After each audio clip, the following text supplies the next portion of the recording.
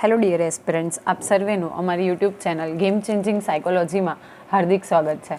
આજના વિડીયોમાં આપણે પ્રોબેશન ઓફિસર, ચીફ ઓફિસર તેમજ અન્ય કેટલીક સરકારી પરીક્ષાઓ માટે સમાજ કાર્ય એટલે કે સોશિયલ વર્ક સબ્જેક્ટ અગત્યનો છે અને સાથે સાથે જે વિદ્યાર્થીઓ બેચલર ઇન સોશિયલ વર્ક અને માસ્ટર ઇન સોશિયલ વર્ક કરી રહ્યા છે તો તેમના માટે પણ આ વિડીયોઝ અગત્યના છે. તો એ અંતર્ગત આપણે નોંધણી પત્રક અને મુલાકાતની નોંધણી સાથે સાથે વૈયક્તિક સેવા કાર્યના કાર્યકર્તા સેવાથી સંબંધ સ્થાપનના કેટલાક સિદ્ધાંતો, મુલાકાત અને ગૃહ મુલાકાત ચેપ્ટર અંતર્ગત ગઈકાલના વિડીયોમાં આપણે નોંધણી પત્રક અને મુલાકાતની નોંધણી શા માટે કરવામાં આવે છે, એમાં કઈ કઈ બાબતોનો સમાવેશ થાય છે એ અંગેની વિસ્તૃત ચર્ચા કરી હતી. તો આજના વિડીયોમાં આપણે નેક્સ્ટ ટોપિક જે છે સંબંધ સ્થાપનના સિદ્ધાંત, તો એની વાત કરવાના છે.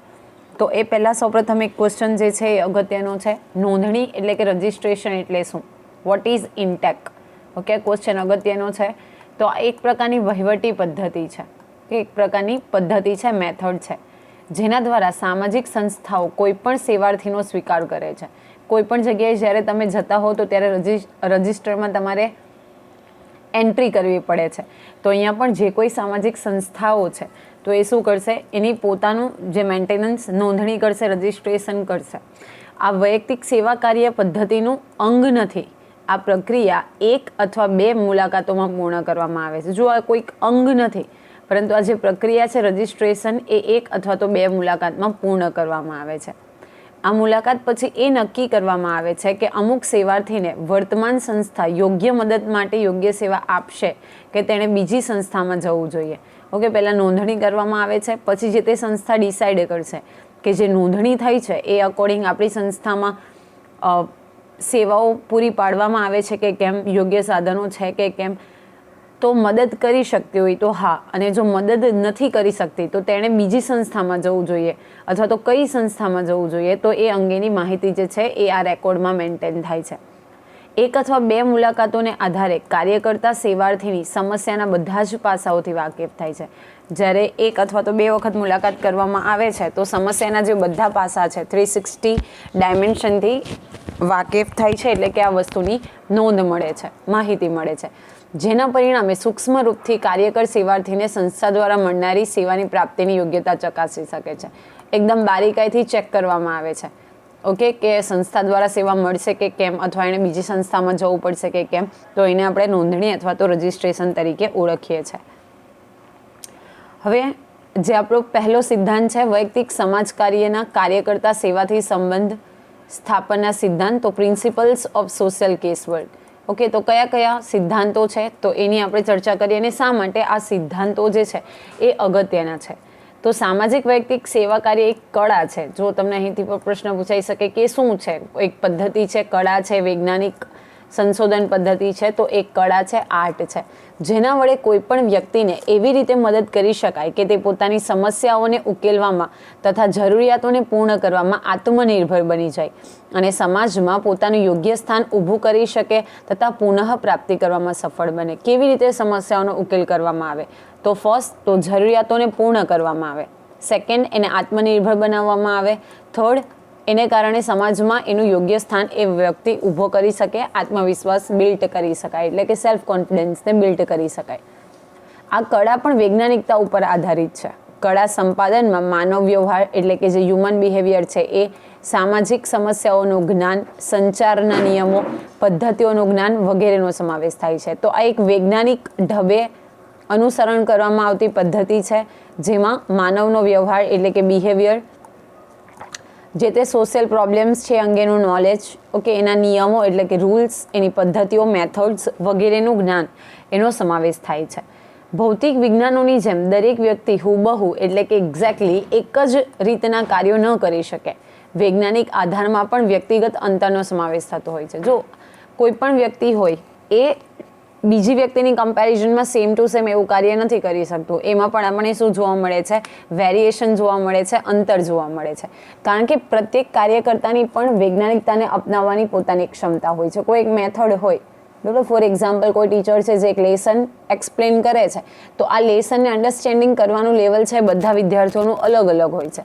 માનો કે ક્લાસમાં તમને કોઈક વસ્તુ ઓરલી સમજાવવામાં આવી અને પછી કહેવામાં આવે કે આ વિશે લખો, તો જે વિચારો છે એ બધાના અલગ અલગ હોય છે. એવી જ રીતે અહીંયા પણ જે વૈજ્ઞાનિકતા છે એને અપનાવવાની દરેકની પોતાની એક અલગ અલગ ક્ષમતા અને અલગ અલગ કેપેબિલિટી છે.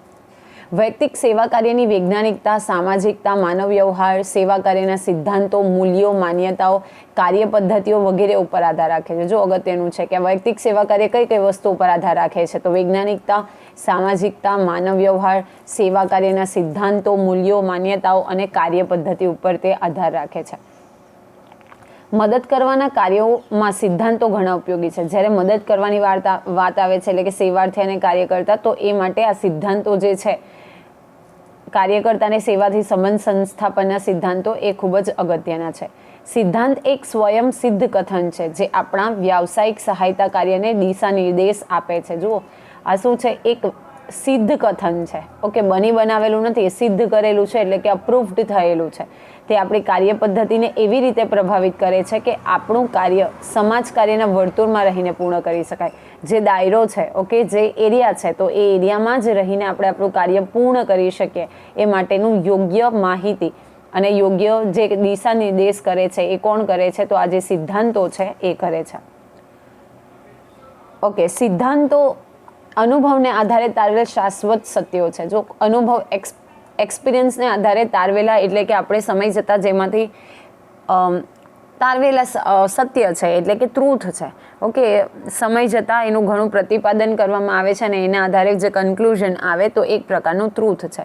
જે વ્યાવસાયિક મદદ કરવાની પ્રક્રિયાને દિશા નિર્દેશ આપે છે. સામાજિક વૈયક્તિક સેવા કાર્યના સિદ્ધાંતોને સમાજ કાર્યના સામાન્ય સિદ્ધાંતો પણ કહે છે. અગેન ઇમ્પોર્ટન્ટ ક્વેશ્ચન છે કે સામાજિક વૈજ્ઞાનિક સેવા કાર્યના સિદ્ધાંતોને કયા સિદ્ધાંતો અથવા તો એનું બીજું નામ શું છે?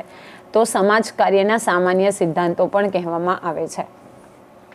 આ સિદ્ધાંતોનો ઉપયોગ સમાજ કાર્યની જુદી જુદી પદ્ધતિઓમાં પણ કરવામાં આવે છે. વ્યક્તિ, જૂથ અને સમુદાયના જુદા જુદા સ્તરોમાં પણ સિદ્ધાંતો દિશા નિર્દેશનું કાર્ય કરે છે, એટલે કે આપણને યોગ્ય માર્ગદર્શન આપે છે. અલગ અલગ વ્યક્તિઓમાં, જૂથમાં, સમુદાયના અલગ અલગ જે સ્તરો હોય તો એ બધામાં આ જે સિદ્ધાંતો છે એ ગાઈડન્સ પ્રોવાઈડ કરવાનું કામ કરે છે.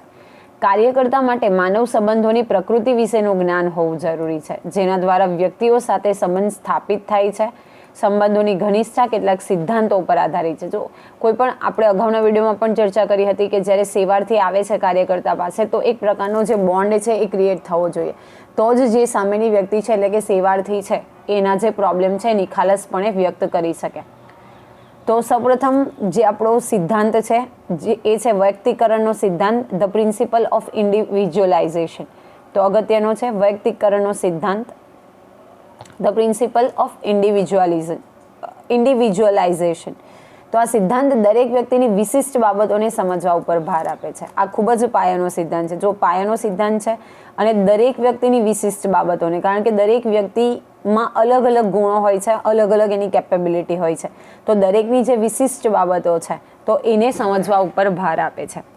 અગેન ઇમ્પોર્ટન્ટ છે કે કોણે આ જે સિદ્ધાંત છે એને સેવા કાર્ય માટે ખૂબ અગત્યનો ગણાવ્યો હતો? તો 1930માં બર્જાઇનના રોબિન્સે, જે રોબિન્સ નામના વિદ્વાન છે, એમણે આ સિદ્ધાંતને ખૂબ જ મહત્વનો ગણાવ્યો છે. મેરી રિચમન્ડે પણ પ્રભાવપૂર્ણ વૈયક્તિક સેવા કાર્ય માટે વૈયક્તિકરણ ઉપર ભાર મૂક્યો હતો. અગેન આ પણ ક્વેશ્ચન અગત્યનો છે કે નીચેના પૈકી કયા વિદ્વાને વૈયક્તિકરણના સિદ્ધાંત ઉપર ભાર મૂક્યો હતો? તો મેરી રિચમન્ડે આ જે વૈયક્તિકરણના સિદ્ધાંત છે એની ઉપર ભાર મૂક્યો હતો. પ્રત્યેક સેવાર્થી એક વ્યક્તિ છે અને પ્રત્યેક સમસ્યા એક વિશિષ્ટ સમસ્યા છે, કારણ કે દરેક વ્યક્તિનું વ્યક્તિત્વ જુદું હોય છે. જો દરેક સેવાર્થી છે એક વ્યક્તિ છે અને એનામાં અલગ અલગ પ્રકારનું વ્યક્તિત્વ હોય છે. ઓકે, એના ગુણો, એના દુર્ગુણો, એટલે એના વર્ચ્યુઝ, વાઇસીસ, એ બધી વસ્તુ અલગ અલગ છે. એની પર્સનાલિટી, ઓકે, એના પ્રોબ્લેમ્સ, અને એટલા માટે જે સમસ્યાઓ છે, એટલે કે જે પ્રોબ્લેમ છે એ પણ વિશિષ્ટ છે, બધાથી ડિફરન્ટ છે. દરેક સમુદાય અને જૂથ એકબીજાથી ભિન્ન છે. કોઈ પણ સમુદાય હોય તે અને કોઈ પણ ગ્રુપ છે, જૂથ છે, એ પણ એકબીજાથી તદ્દન ભિન્ન છે. માટે કોઈ પણ બાબતને પ્રત્યેક વ્યક્તિ ઉપર સમયાંતરે લાગુ ન કરી શકાય. કોઈ પણ બાબત હોય એને સમયાંતરે પર્ટિક્યુલર ટાઈમ પછી કોઈ એક બાબતને દરેક વ્યક્તિ ઉપર લાગુ ન કરી શકાય, કારણ કે દરેકના પ્રોબ્લેમ અલગ છે, દરેકની કેપેસિટી અલગ છે, દરેકનું જૂથ અલગ છે, સમુદાય અલગ છે, સોસાયટી અલગ છે. ઓકે, તો દરેક વ્યક્તિ ઉપર એ કોઈ ચોક્કસ વસ્તુને આપણે લાગુ ન કરી શકીએ. સમય, સંજોગો, પરિસ્થિતિ અને જરૂરિયાતના આધારે તેને લાગુ કરી શકાય. જો સમય, કયો છે, સાથે સાથે કેવા સંજોગો છે, કેવી પરિસ્થિતિ છે અને જરૂરિયાત કેવી છે, તો એને આધારે લાગુ કરી શકાય છે. વૈયક્તિકરણનો આ સિદ્ધાંત સેવાર્થીને વૈજ્ઞાનિક અભિગમથી સમજવામાં મદદ કરે છે. અગેન ઇમ્પોર્ટન્ટ છે કયા અભિગમથી, તો વૈજ્ઞાનિક અભિગમથી સમજવા માટે મદદરૂપ કરે છે. આ સિદ્ધાંતના પાલનના પરિણામે કાર્ય કરતા દરેક સેવાર્થીને એકબીજાથી અલગ સમજે. જો વૈયક્તિકરણ એટલે કે ઇન્ડિવિજ્યુઅલ છે, તો દરેક ઇન્ડિવિજ્યુઅલ છે એ ડિફરન્ટ છે. જેમ આપણી હાથની 5 આંગળીઓ એક સરખી નથી, એવી રીતે જે કોઈ વ્યક્તિ અહીંયા આવે છે એ પણ બધાથી અલગ અલગ છે અને એને કારણે કાર્ય કરતા સેવાર્થીને શું સમજે છે, એકબીજાથી તદ્દન અલગ સમજે છે. તેના વ્યક્તિત્વ, પરિસ્થિતિ અને પરસ્પરની ક્રિયા પ્રતિક્રિયાને અલગ સમજવાનો પ્રયત્ન કરે છે. એનું વ્યક્તિત્વ એટલે કે પર્સનાલિટી, એની પોઝિશન, એની ક્રિયા પ્રતિક્રિયા એટલે કે એક્શન રિએક્શન, એ બધી જ વસ્તુઓ અલગ અલગ છે એ સમજવાનો પ્રયત્ન આ સિદ્ધાંત થકી કરવામાં આવે છે. જેના પરિણામે કાર્ય કરતા સફળતાની નજીક અને નિષ્ફળતા અને અવૈજ્ઞાનિકતાથી મુક્ત થાય છે. જો જેટલું આપણે બારીકાઈથી ઓબ્ઝર્વેશન કરીએ, ઓકે, જેટલું વ્યક્તિ વિશે જાણવાનો પ્રયત્ન કરીએ પ્રોબ્લેમ વિશે, તો એટલી હદે સફળતા મળવાના ચાન્સીસ છે. ઓકે, આમ વૈયક્તિકરણ એટલે તમને અહીંયાથી પણ પૂછાઈ શકે વોટ ઇઝ વૈયક્તિકરણ, તો એટલે સમસ્યાગ્રસ્ત વ્યક્તિ જે સ્થિતિમાં મદદ માટે આવ્યા છે તે સ્થિતિ તથા તેના વલણને સમજાવવું. ઓકે, એનું જે વલણ છે, ઓકે, એ અને જે સ્થિતિ માટે મદદમાં આવ્યા છે તો એ સ્થિતિને પણ સમજવું એટલે વૈયક્તિકરણ. જુદી જુદી શૈક્ષણિક સંસ્થાઓમાં ધીસ ઇઝ એક્ઝામ્પલ, એક કુટુંબ, સમાજ અને વિસ્તારના બાળકો અભ્યાસ કરે છે. કોઈ પણ શૈક્ષણિક સંસ્થા હોય તો એમાં એક કુટુંબના પણ ઘણા બધા બાળકો અભ્યાસ કરતા હોય, એક સમાજના કે એક વિસ્તારના બાળકો અભ્યાસ કરતા હોય. જેમાં ખાસ કરીને એક જ પરિવારના બાળકો અભ્યાસ કરતા હોય ત્યાં વાલીઓ અને માતા પિતાની ફરિયાદ હોય છે કે અમારું બાળક હોશિયાર છે જ્યારે બીજું બાળક કેમ ઠોઠ છે. જો એક જ ફેમિલીમાંથી પણ ભણતા હોય તો એમાં પણ તમને વેરિએશન જોવા મળી શકે. કોઈક હોશિયાર હોય, ઓકે, કોઈક ભણવામાં ડલ હોય, તો એ પ્રકારની જે કમ્પ્લેન્ટ્સ છે એ જોવા મળે છે. તો એ શા કારણે જોવા મળે છે, તો વૈયક્તિક જે તફાવત છે એને કારણે જોવા મળે છે. ઓકે, આ પાછળના ઘણા કારણો છે. જેમ કે દરેક વ્યક્તિ રસ, રુચિ અને શીખવાની દ્રષ્ટિ, વલણ અને અભિગમ જુદા જુદા હોય છે. જો કોઈ પણ ટ્વિન્સ બાળકો હોય તો તેમાં પણ તમને વેરિએશન જોવા મળે છે, કારણ કે એનો જે રસ છે, રુચિ છે, શીખવાની દ્રષ્ટિ છે, એનો વલણ છે, અભિગમ છે, પર્સ્પેક્ટિવ છે, એ બધી જ વસ્તુ અલગ અલગ હોય છે. એક બાળક એક ક્ષેત્રમાં નિષ્ણાંત હોય જ્યારે તે બીજા ક્ષેત્રમાં નિષ્ણાંત ન હોય તે પણ બનવા સંભવ છે અને વાત પણ સાચી છે.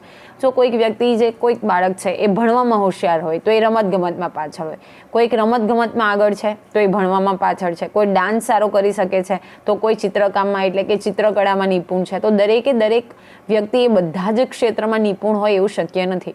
અલગ અલગ વિષયોમાં પણ અલગ અલગ ક્ષેત્રમાં નિષ્ણાંત હોઈ શકે છે. સમાજકાર્યની મૂળભૂત વિચારસરણી પણ એ જ છે કે દરેક વ્યક્તિ એકબીજાથી ભિન્ન છે, જુદી છે, અલગ છે. તો આપણી જે સમાજકાર્ય છે એનો મૂળ પાયો શું છે અને આ સિદ્ધાંત શું સમજાવવા માંગે છે કે દરેક વ્યક્તિ એકબીજાથી ભિન્ન છે, અલગ છે.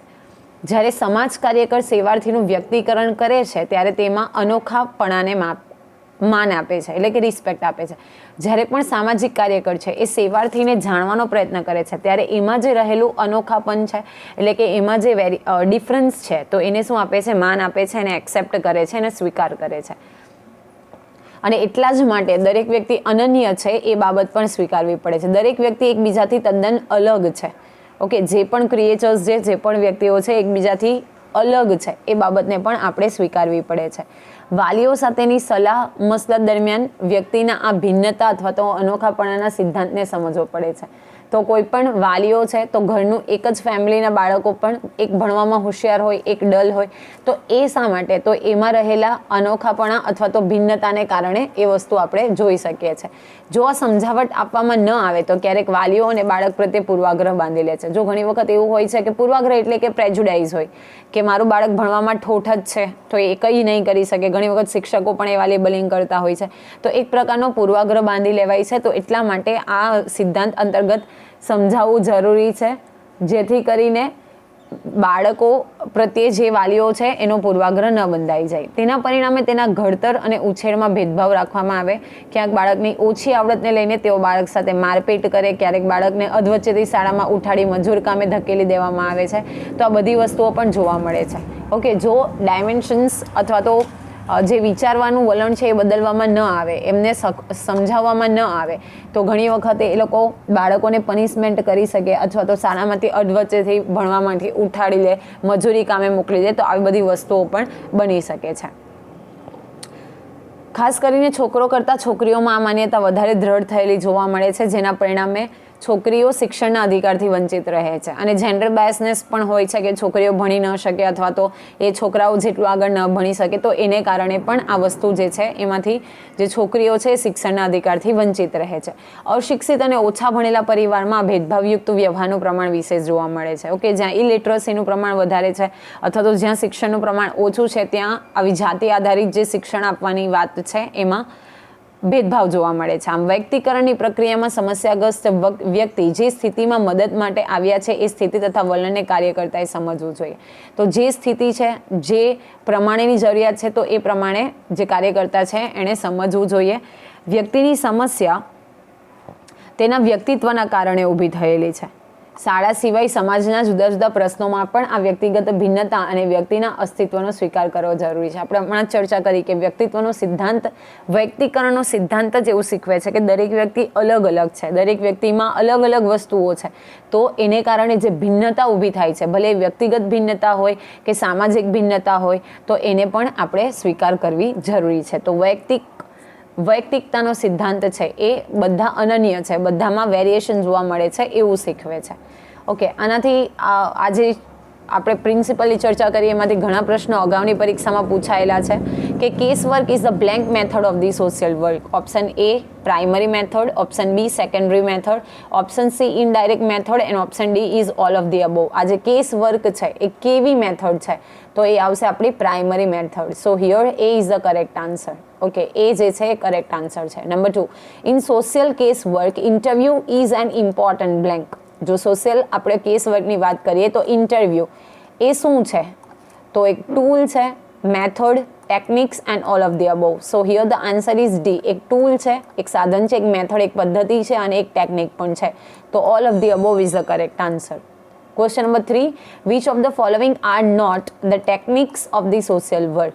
ઓકે, આમાંથી કઈ ટેકનિક ઇઝ અથવા તો આર, ઓકે, કઈ ટેકનિક નથી સોશિયલ કેસ વર્કની? તો interviewing, observing, negotiation and all of the above. તો ઇન્ટરવ્યૂ એટલે કે તો તમને ખબર જ હશે કે રૂબરૂ મુલાકાત દરમિયાન જે પ્રશ્ન પૂછવામાં આવે એ. ઓબ્ઝર્વેશન કરવું એટલે કે એનું નિરીક્ષણ કરવું. નેગોશિએશન કરવું એટલે કે સમાધાન કરવું. અને ઓલ ઓફ ધી અબોવ. તો જો નેગોશિએશન નહીં આવે, ઇન્ટરવ્યૂ પણ આવશે, ઓબ્ઝર્વેશન પણ આવશે, પણ નેગોશિએશન એટલે કે સમાધાન, વાટાઘાટ કરવી, તો આ વસ્તુ નેગોશિએશન એ આપણા જે સોશિયલ વર્ક ટેકનિકનો પાર્ટ નથી. So here the correct option is D. આશા રાખું છું કે આ વિડીયોમાં તમને સમજ પડી ગઈ હશે અને જો તમને વિડીયો પસંદ પડે તો લાઇક કરી અને આવા જ વિડીયોની અપડેટ્સ માટે you can subscribe our channel. સાથે સાથે તમે અમારી ટેલિગ્રામ ચેનલને પણ જોઈન કરી શકો છો. રીતે કરી શકાય અથવા તો જે તે